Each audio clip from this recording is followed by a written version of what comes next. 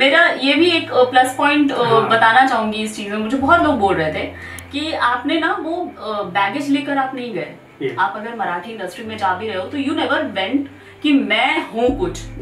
मैं गई थी, मैं स्टूडेंट की तरह ही गई थी कि भैया मैं नहीं हूँ। नहीं, ये अच्छा चीज है, एक आर्टिस्ट के लिए होना भी चाहिए जी। लेकिन मैम मैं महाराष्ट्र में मैं बहुत सालों से रह रहा हूँ, मतलब 20+ ईयर्स में यहाँ पे हूँ। तो मराठी जो है मेरे से भी मैं लोगों को देखता हूँ जो 35-40 ईयर्स से रह रहे हैं, जैसे मेरे डैडी है 40 ईयर्स ज़्यादा से रह रहे हैं, पर वो मराठी का कुछ भी माँ भी नहीं पता था। अच्छा। देन मैं आया कि मैं मराठी में बोलता हूँ।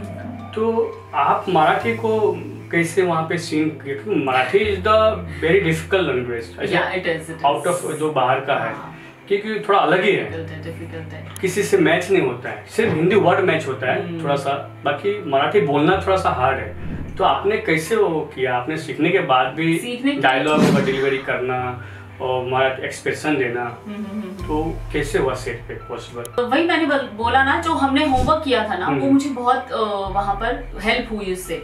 और मराठी में तो मुझे कुछ नहीं आता था, मुझे सिर्फ इतना आता था मला मराठी माहित नहीं। इतना, क्योंकि जब कोई मराठी में मुझसे बात करता था तो मैं ये लाइन बोल करके उसको बता देती थी कि मुझे नहीं आती।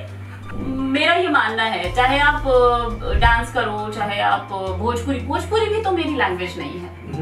भोजपुरी, मैं भागलपुर से आई हूँ, मैं थ्रू आउट मैंने कॉन्वेंट स्कूल में पढ़ाई की, मेरे घर में कोई भोजपुरी नहीं बोलता, लेकिन फिर भी मैं भोजपुरी फिल्में कर रही हूँ ना।